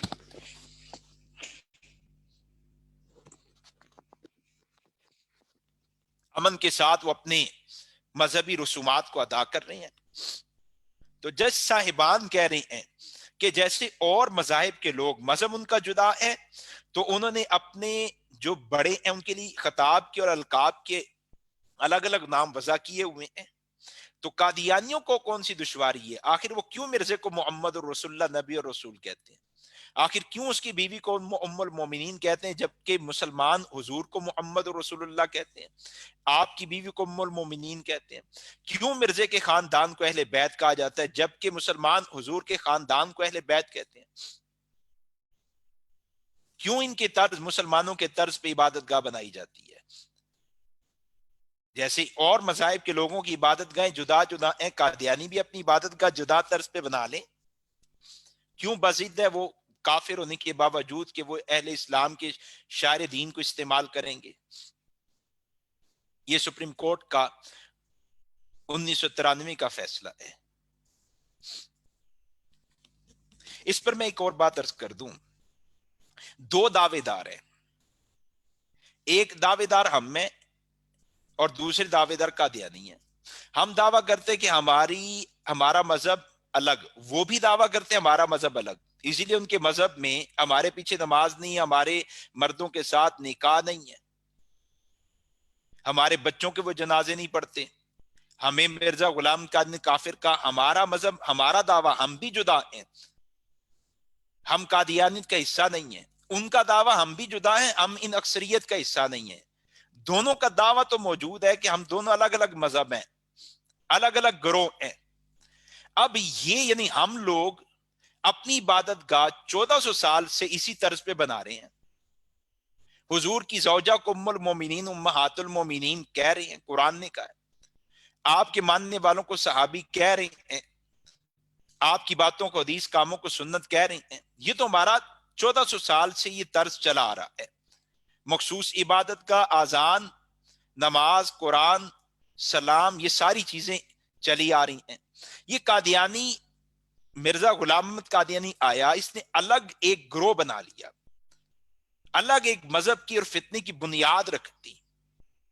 ہم دعویٰ کرتے ہیں کہ مسجد ہماری عبادت گاہ کا سٹائل اور طرز ہے، یہ جو مخصوص طرز ہے مسجد کا، یہ ہمارے لیے خاص ہے، وہ دعویٰ کرتے ہیں ہمارے لیے، ہم بھی ایسا کریں گے۔ کافر ہے، فتنہ ہے، اگر وہ عبادت گاہ مسجد کے طرز پہ بنائیں گے تو مسلمانوں کے ایمان ضائع ہونے کا خطرہ ہوگا، اگر وہ شاعر دین کے استعمال کریں گے تو مسلمانوں کے ایمان ضائع ہونے کا خطرہ ہوگا۔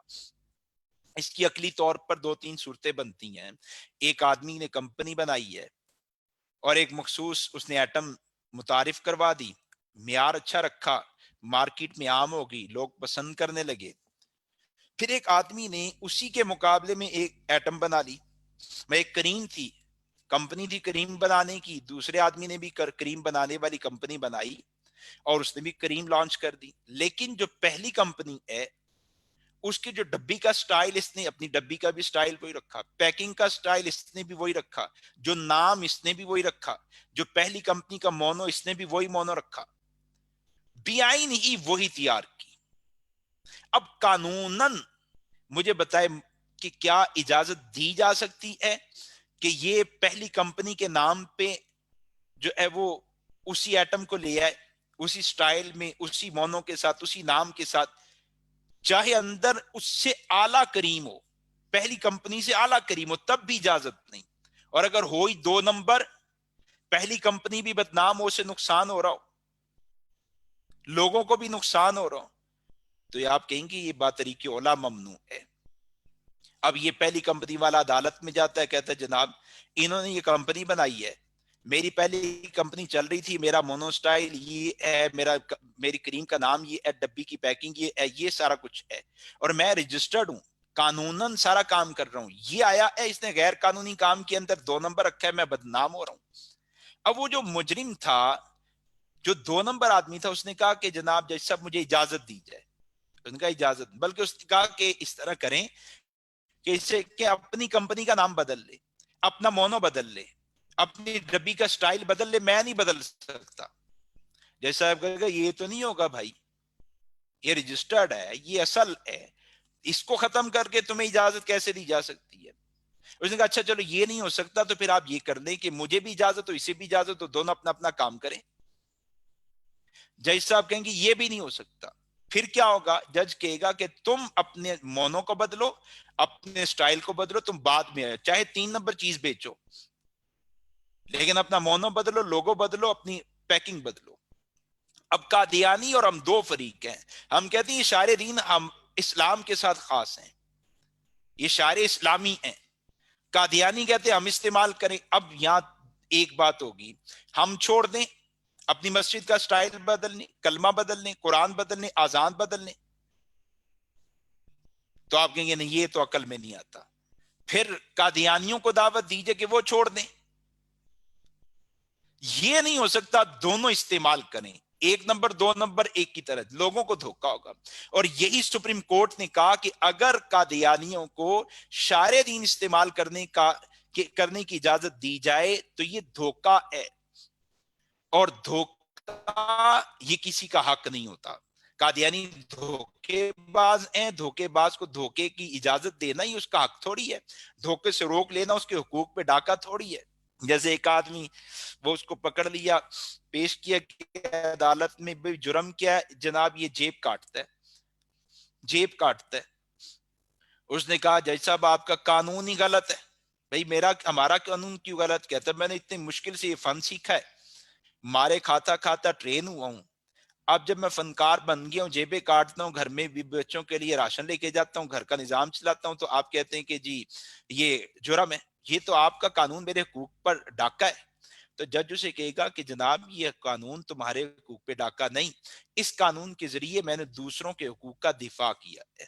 اسی طرح یہ قادیانیت, امتناع قادیانیت آرڈیننس قادیانیوں کے حقوق پہ ڈاکہ نہیں, بلکہ ان قوانین کے ذریعے سے اہل اسلام کے حقوق کا دفاع کیا گیا ہے.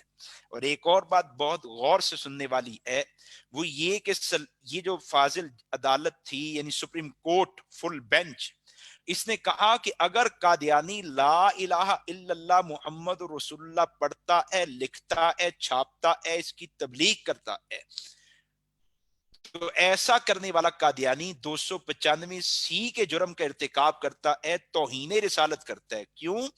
اس لیے کہ قادیانیوں کا دعویٰ ہے کہ محمد 2 ہوئے, ایک محمد عربی اور دوسرا نعوذ باللہ یہ قادیان والا مرزا قادیانی. مرزے کے بیٹے نے وضاحت سے, آپ پہلے لیکچر میں سن بھی چکے ہیں, کہ اس نے وضاحت سے کہا کہ لا الہ الا اللہ محمد رسول اللہ, یہی کلمہ ہم کیوں پڑھیں گے؟ اس لیے کہ مرزا خود محمد رسول اللہ ہے. تو یہ حقوق ان کے حقوق پر, یہ امتناع قادیانیت آرڈیننس ان کے حقوق پہ ڈاکہ نہیں ہے, یہ اہل ایمان اہل اسلام کے حقوق کا دفاع ہے. یہ 3 تحریکیں پاکستان میں چلی ہیں. تحریک 1953 خلاصہ میں نے آپ کے سامنے رکھ دیا. تاریخ 1974 اس کا بھی کچھ خلاصہ آپ کے سامنے رکھ دیا, کیوں چلی, نتائج کیا آئے, اور جو قوانین بنے, آئینی ترمیم ہوئی, اس پر قادیانیوں کے تحفظات, اشکالات اور پروپیگنڈا کیا ہے. اور اسی طرح 84 کا قادیانی آرڈیننس, وہ بھی میں نے آپ کے سامنے رکھ دیا ہے کہ یہ قانون کیا ہے, یہ آرڈیننس کیا ہے, یہ قادیانیوں کو کس بات سے روکتا ہے, آیا ان کے حقوق پامال کرتا ہے, یہ اہل ایمان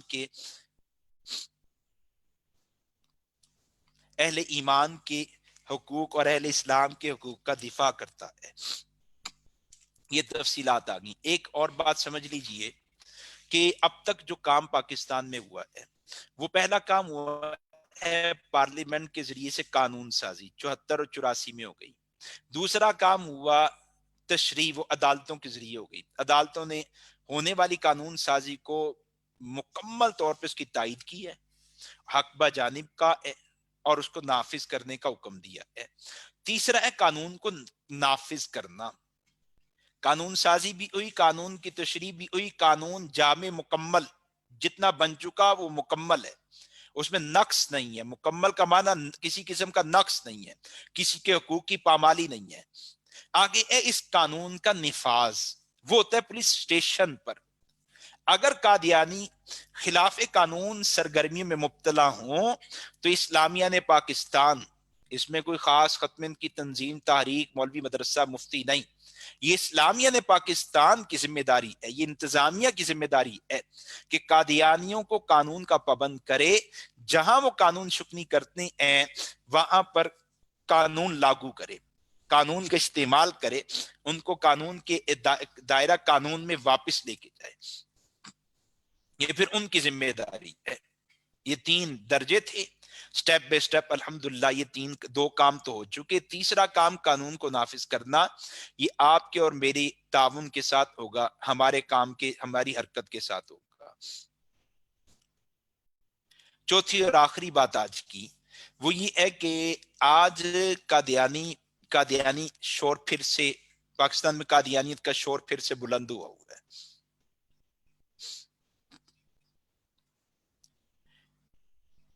اور ابھی چند دن پہلے بھی ایک ایشو اٹھا کہ قومی اقلیتی کمیشن میں قادیانیوں کو ممبر بنانے کی بات چلی ہے, فیصلہ ہوا ہے. اس پر پھر اسلامیہ نے پاکستان وہ تقسیم ہو گئے, 2 گروہ میں تقسیم ہو گئے. جو تو مذہبی طبقہ ہے, مذہب کو جاننے والے, فتنے کو جاننے والے لوگ ہیں, ان سب کا اتفاق رائے ہے کہ یہ فیصلہ غلط ہے. وہ سب کہتے ہیں کہ یہ فیصلہ ٹھیک نہیں ہے. کیوں؟ اس لیے کہ جس طریقے سے ممبر بنایا جا رہا ہے یہ طریقہ ٹھیک نہیں ہے. اس میں بنیادی طور پر یہ بات سمجھ لیں کہ ہماری قادیانیوں کو 2 دعوتیں رہی ہیں. ایک دعوت یہ رہی ہے کہ وہ اسلام قبول کریں, اور اگر اسلام قبول نہیں کرتے تو خود کو غیر مسلم اقلیت مان لیں. یہ 2 دعوتیں ہمیشہ سے ہماری رہی ہیں. قادیانیوں نے ان دونوں دعوتوں کو ماننے سے انکار کیا, اسلام بھی قبول نہیں کر رہے اور خود کو غیر مسلم اقلیت بھی نہیں مان رہے. اب جب یہ بات چلی ہے غیر مسلم اقلیت کے چھتری کے نیچے لانے کی, تو ہم نے کہا کہ یہ طریقہ کار حکومت نے اختیار کی ہے ٹھیک نہیں. کیوں؟ اس لیے کہ صحیح طریقہ کار یہ ہے کہ آپ پہلے قادیانیوں کو اس بات پر قائل کریں کہ وہ دستور کو مانتے ہیں.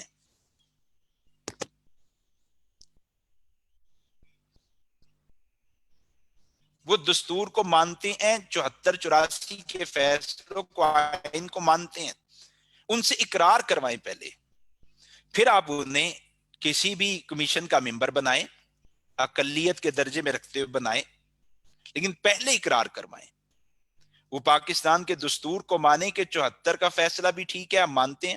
84 چاہے وہ مذہب کے اعتبار سے نہ مانے لیکن کہ ہم قانوناً مانتے ہیں. 74 کا فیصلہ ہی مانتے ہیں, آئندہ ہم خود کو غیر مسلم لکھا کریں گے. 84 کے آرڈیننس کو بھی مانتے ہیں, آئندہ ہم شعار اسلامی کا استعمال نہیں کیا کریں گے, اپنی پہچان شناخت الگ کر دیں گے. اور دوسرا مسئلہ, ایسے فیصلوں سے پہلے بعد والے معاملات حل کر لیے جائیں. اور بعد والا معاملہ کیا ہے کہ جب قادیانی اقلیت کی چھتری کے نیچے آ جائے تو اسے یہ بات سمجھا دی جائے کہ جناب اب آپ اقلیت کی چھتری کے نیچے ہیں لیکن آپ کو قوانین کے تحت حقوق ملیں گے. ایسا نہیں ہوگا کہ کل آپ کہیں کہ جی جیسے ہندو کو پوری آزادی ہے, عیسائی کو پوری آزادی ہے, سکھ کو پوری آزادی ہے, تو مجھے بھی پوری آزادی ہو, میں جیسے مرضی عبادت گاہ بناؤں, میں مرزے کے ماننے والوں کو جو مرضی کہوں, میں جس کو مرضی اپنے مذہب کی دعوت دوں. نہیں, آئیں گے دستور کو مان کے, پھر رہیں گے دستور کے تحت. اور یہ بات بھی واضح کر دینی چاہیے کہ جب آپ آ جائیں گے تو آپ کو اقلیت والے کوٹے میں سے حصہ ملے گا. یہ جو بعض دوست یہ سمجھ رہے ہیں کہ اگر قادیانیوں کو ممبر بنا دیا جائے تو ممبر بن جانا, یعنی اقلیت کمیشن کا ممبر بنا دیا جائے تو ممبر بن جانا یہ از خود غیر مسلم ہونے کے مترادف ہے. یہ بات ٹھیک نہیں ہے. کیوں؟ ایک وجہ تو یہ ہے کہ یہ جو ممبر ہیں، اقلیت کمیشن کا ممبر بننا اس کے لیے شرط ہے ہی نہیں کہ وہ خود کو غیر مسلم کہے، اس کے لیے غیر مسلم ہونا شرط ہی نہیں ہے. آپ دو علماء کے نام دیکھ رہے ہیں وہ اقلیت کمیشن کے ممبر ہیں، مسلمان ہیں، عالم ہیں. کیا محض ممبر بن جانے سے اب ان کو غیر مسلم کہا جائے گا؟ جیسے محض ممبر بن جانے سے وہ غیر مسلم نہیں ہوئے، ایسے ہی قادیانیوں کا محض ممبر بن جانا اس سے یہ لازمی نتیجہ نہیں ہے کہ وہ غیر مسلم بھی اپنے آپ کو کہہ رہا ہے، سمجھ رہا ہے یا غیر مسلم تصور کیا جا رہا ہے. ایک مسئلہ تو یہ. دوسرا مسئلہ کہ یہ جو ممبر بنانا ہے یہ بطور جماعت نہیں ہے، یہ بطور فرد لیا جا رہا ہے، بطور جماعت کے نہیں لیا جا رہا. ہم کہیں گے کہ تمہاری قادیانی جماعت کی طرف سے نمائندگی ہے، قادیانی جماعت کہے گی نہیں ہماری طرف سے تو نمائندگی ہے ہی نہیں، یہ تو از خود اس آدمی کا فیصلہ، پاکستانی شہری ہے، ممبر بن گیا. جیسے کہ ماضی میں حضرت مولانا زاہد الراشدی صاحب نے بھی اس پہ بڑا خوبصورت وضاحت دی ہے. شبان ختم نبوت اس وضاحت کو چلا بھی رہے، اس آڈیو کو چلا بھی رہی ہے کہ ماضی میں بھی ایسا ہوا جب قادیانیوں کو اقلیت قرار دے دیا گیا، یعنی غیر مسلم ڈکلیئر کر دیا گیا، تو قومی اسمبلی میں بھی طاہر بشیر نامی ممبر نامزد کیا گیا، وہ ممبر رہا ہے قومی اسمبلی کا. پنجاب اسمبلی میں بھی قادیانیوں کے پاس ایک سیٹ تھی، لیکن جب ہم کہتے تھے تمہاری نمائندگی ہے تو قادیانی جماعت کہتی تھی ہماری نمائندگی نہیں، یہ تو انفرادی اس کا فیصلہ ہے. اور پھر اگر اس طریقہ کار سے ہٹ کے آئے جو علماء کہہ رہے ہیں آج خود ممبر بنا دیا گیا، ہم یہ کہتے رہیں گے، بہت غور سے سنیے گا، ہم یہ کہتے رہیں گے قادیانی جماعت نے قبول کر لیا خود کو غیر مسلم ہونا، قوانین کو مان لیا، اپنا غیر مسلم ہونا تسلیم کر لیا. قادیانی جماعت کہتی رہے گی کہ نہیں ہم نے تو نہیں مانا، ہم تو ہمارا تو ایک فرد گیا ہے، اس کا اپنا اختیاری فیصلہ ہے.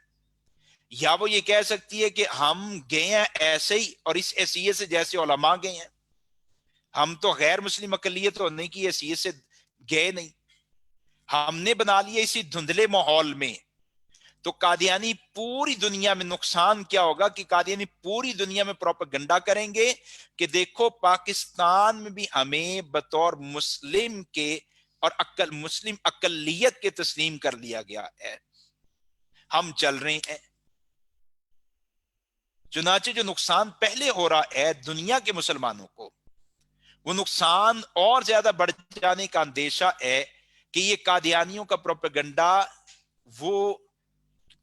کہ ہم مسلمان وہ کچھ اس کو حقیقت بنا کر پیش کرنا شروع کر دیں گے کہ دیکھو ایک ملک تھا جس نے ہمیں غیر مسلم قرار دیا تھا، اسی ملک نے ہماری نمائندگی کو مسلم اقلیت کی حیثیت سے لے لیا ہے کہ وہ جو اقلیتی کمیشن بورڈ ہے اس میں دو مسلمان علماء اور ایک ہمارا بحیثیت مسلمان ممبر موجود ہے. تو میرا سوال یہ ہے کہ پھر علماء، مفتی، ختم کی تحریکوں والے، تنظیموں والے یہ کہاں پھریں گے، کہاں وضاحتیں دیں گے؟ حکومت نے تو یہ کام کرنا نہیں ہے، قادیانیت کے خلاف تو انہیں بولنا نہیں ہے. ہم یہی روتے رہیں گے کہ نہیں جی وہ غیر مسلم اقلیت کی حیثیت سے، اور وہ کہتے رہیں کہ نہیں مسلم اقلیت کی حیثیت سے ہم گئے ہیں. تو بہت سی خرابیاں ہیں.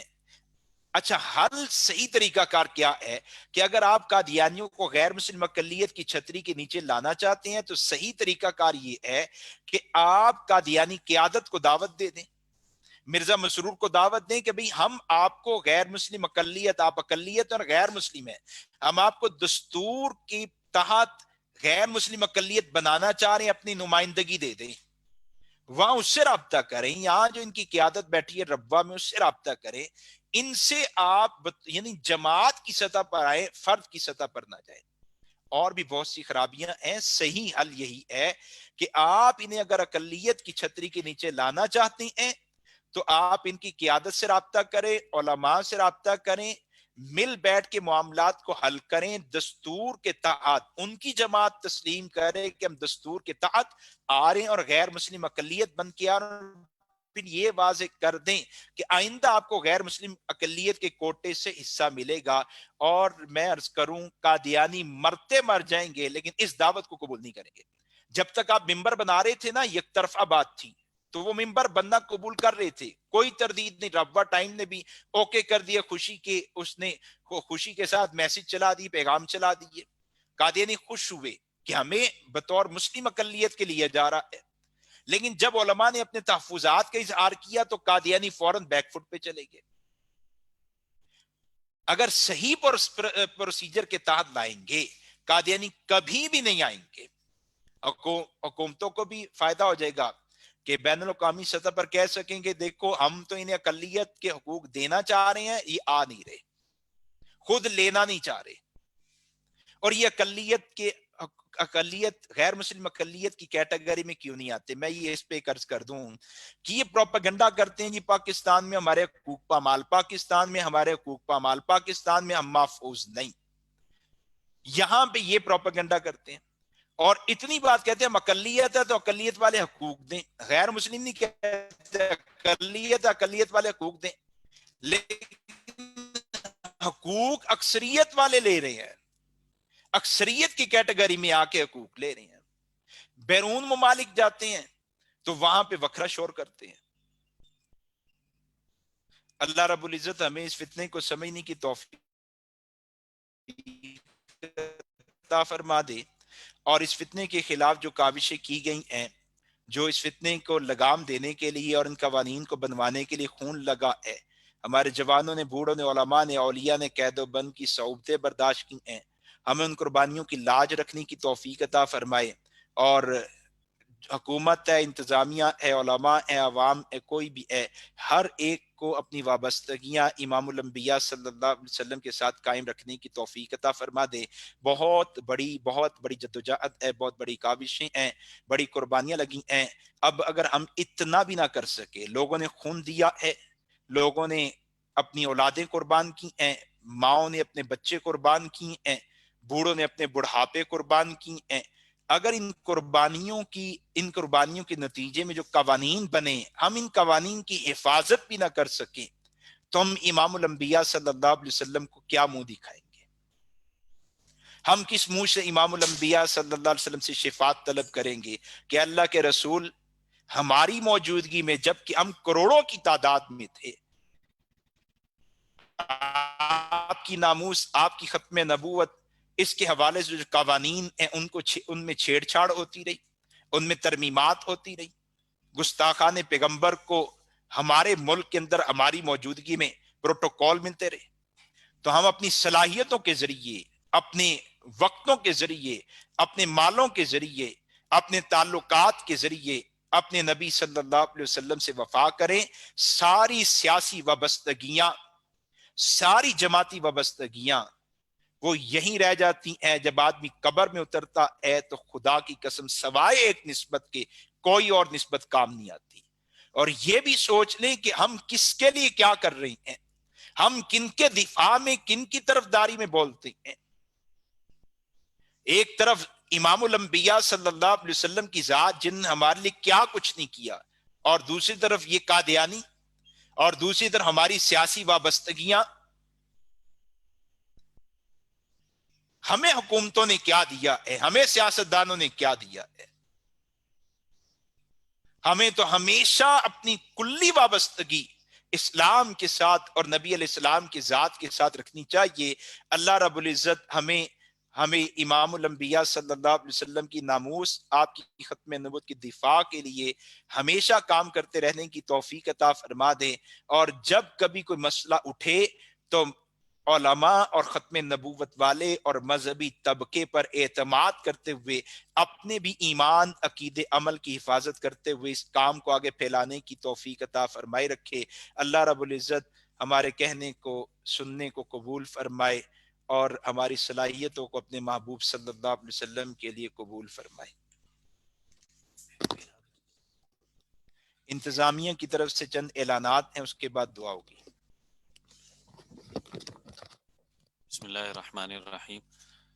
آج کے لیکچر کا پیپر کا لنک انشاءاللہ العزیز 4:15 بجے تک دے دیا جائے گا گروپوں کے اندر.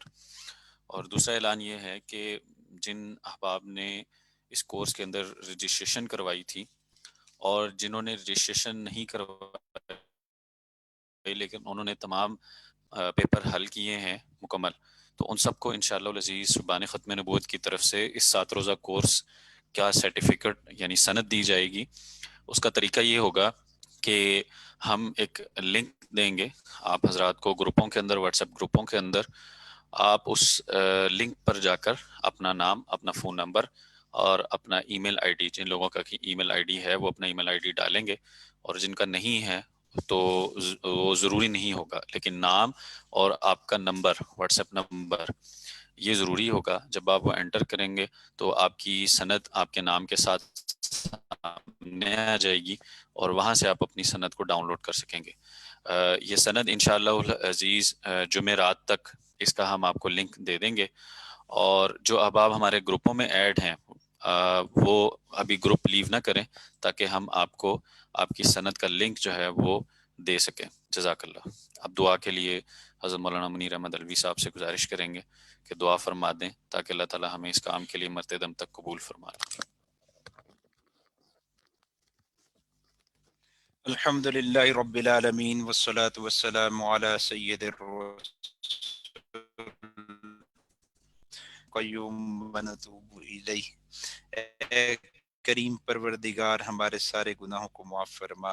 اے اللہ کانوں کے، زبان کی، آنکھوں کے، دل دماغ ہاتھ پاؤں کے، یا اللہ ظاہری باطنی، اے اللہ سارے گناہوں کو معاف فرما دیجئے۔ اے کریم پروردگار اپنی محبت کا نور عطا فرما، اپنے محبوب صلی اللہ علیہ وسلم کا سچا عشق عطا فرما۔ اے اللہ اپنی اشد درجے کی محبت نصیب فرما۔ اے کریم پروردگار، اے کریم پروردگار ہمارا دین پر چلنا آسان فرما۔ اے اللہ اپنے احکامات پر چلنا آسان فرما۔ اے کریم اللہ جن باتوں سے آپ نے روکا، جن کاموں سے روکا، رکنے کی توفیق عطا فرما۔ اپنی مدد نصرت شامل حال فرما، اپنی مدد نصرت شامل حال فرما۔ اے کریم پروردگار ہمارے بیماروں کو شفا عطا فرما۔ اے اللہ ہمارے بیماروں کو شفا عطا فرما۔ اے اللہ اتنے مقدس عنوانات پر یہ خوبصورت کورس ہوا، اے اللہ یقیناً یا اللہ برکت اور رحمت کی گھڑیاں ہیں، ہماری دعاؤں کو قبول فرما۔ اے کریم پروردگار ہمارے بیماروں کو شفا عطا فرما، جن کے ذمہ قرض ہیں ادائیگی کی آسان صورتیں پیدا فرما، جو رشتوں کے حوالے سے پریشان ہے پریشانیوں کو دور فرما۔ اے اللہ ہمارے گھروں میں رحمتوں کا، خیروں کا، برکتوں کا نزول فرما۔ اے اللہ ہمارے گھروں میں رحمتوں کا، خیروں کا، برکتوں کا نزول فرما۔ اے کریم پروردگار کورس کرنے والوں کو یا اللہ دنیا آخرت کی سعادت نعمت عطا فرما، اس کام کے ساتھ عملی وابستگی عطا فرما۔ اے اللہ اس کام کے لیے معاونت کے درجے میں بھی شرف قبولیت عطا فرما۔ اے کریم پروردگار، اے کریم پروردگار ملک پاکستان کے حالات کو ٹھیک فرما۔ اے اللہ دنیا کے حالات کو ٹھیک فرما۔ اے اللہ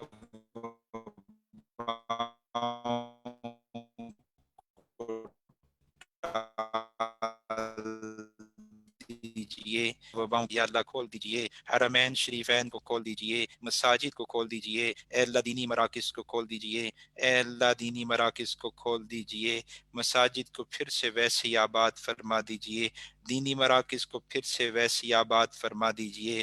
اے اللہ اس سے بھی زیادہ آبادی عطا فرما، اس سے بھی زیادہ پہلے کی نسبت یا اللہ زیادہ رونق عطا فرما۔ اے کریم پروردگار شام، برما، فلسطین، کشمیر، انڈیا، عراق، دنیا بھر کے مظلوم مسلمانوں کی امداد فرما، ہماری عزتوں کی حفاظت فرما، ہمارے جوانوں کی جوانی کی حفاظت فرما، بچوں کی زندگیوں کی حفاظت فرما، ہمارے گھروں کو گرنے سے بچا، کھیتیوں کو کٹنے جلنے سے بچا، اے اللہ دنیا آخرت کے نقصانات سے بچا۔ جو لوگ دین کا کام کر رہے ہیں، فتنوں کے خلاف لڑ رہے ہیں، اے اللہ ان کی جان، مال، عزت، آبرو کی حفاظت فرما۔ اے اللہ دائیں بائیں، اوپر نیچے، آگے پیچھے سے حفاظت فرما۔ اے کریم پروردگار جتنے شرکاء ہیں، شریکات ہیں، جن کے دل میں جو نیک تمنا ہے، اے اللہ ہم سب ایک دوسرے کے لیے دعا گو ہیں، سب کی نیک تمناؤں کو پورا فرما، نیک خواہشات کو پورا فرما، اولاد کی نعمت عطا فرما، اولاد کی نعمت عطا فرما، بے اولادوں کو اولاد عطا فرما، جن کے ذمہ قرض ادائیگی کی آسان صورتوں کو پیدا فرما۔ اے اللہ جن کی اولاد نافرمان، اے اولاد کو فرما برداری عطا فرما۔ اے اللہ اس کورس کو قبول فرما۔ انتظامات کرنے والے یا اللہ اس کورس کے لیے دن رات محنت کرنے والے، اے کریم اللہ انہیں اپنی رضا سے نواز دیجئے۔ اپنے محبوب صلی اللہ علیہ وسلم کی خوشی عطا فرما دیجئے، اپنے محبوب کی خوشی کی اطلاع بھی فرما دیجئے۔ اے اللہ ان تمام خدمتگاروں کو حرمین شریفین کی زیارت عطا فرما، تمام شرکاء شریکات کو اپنے یا اللہ محبوب کا در دیکھنے کی توفیق عطا فرما، اپنے گھر دیکھنے کی توفیق عطا فرما، اپنے نبی کی زیارت عطا فرما۔ اے کریم پروردگار آنکھوں کو حیا عطا فرما، اے اللہ زبان کو سچائی عطا فرما، اے اللہ اچھی سوچیں عطا فرما، ہمارے خیالات کو بھی پاکیزہ فرما، ہمارے خیالات کو بھی پاکیزہ فرما، ہمارے خیالات کو بھی پاکیزہ فرما۔ اے کریم پروردگار پھر دعا ہے دنیا بھر کے مظلوم مسلمانوں کی امداد فرما، ظالموں کو ہدایت عطا فرما، جن کے مقدر میں ہدایت نہیں نیست و نابود فرما۔ اے کریم پروردگار مظلوموں کو ان کے چنگل سے بچا لیجئے، اے اللہ مظلوموں کو ظالموں سے بچا لیجئے۔ اے کریم پروردگار رمضان المبارک یا اللہ اس کی برکتیں سمیٹنے کی توفیق عطا فرما، یا اللہ اس کی برکتیں سمیٹنے کی توفیق عطا فرما۔ جن احباب نے پڑھایا ان کی صلاحیتوں کو یا اللہ مزید نکھار دیجئے، ان کو مزید شرف قبولیت عطا فرما دیجئے۔ جس کا جس درجے میں تعاون رہا ہے، اے اللہ جن بہنوں نے جن بھائیوں نے آنے والے پیغامات کو آگے بھیجا، یا اللہ ہماری تشہیر میں معاونت کی، کورس کی تشہیر میں معاونت کی، کام کو پھیلانے میں معاونت کی، اے اللہ سب کی معاونت کو اپنی رضا کا ذریعہ بنا دیجئے، اپنے محبوب صلی اللہ علیہ وسلم کی رضا اور خوشنودی کا ذریعہ بنا دیجئے۔ اور یا اللہ جتنے لوگ شریک ہوئے سب کو عملی طور پر یا اللہ تا حیات موت تک پاک نبی صلی اللہ علیہ وسلم کی ختم نبوت اور یا اللہ شبان ختم نبوت کے ساتھ وابستگی عطا فرما دیجئے، ختم نبوت کی جماعتوں کے ساتھ وابستگی عطا فرما دیجئے۔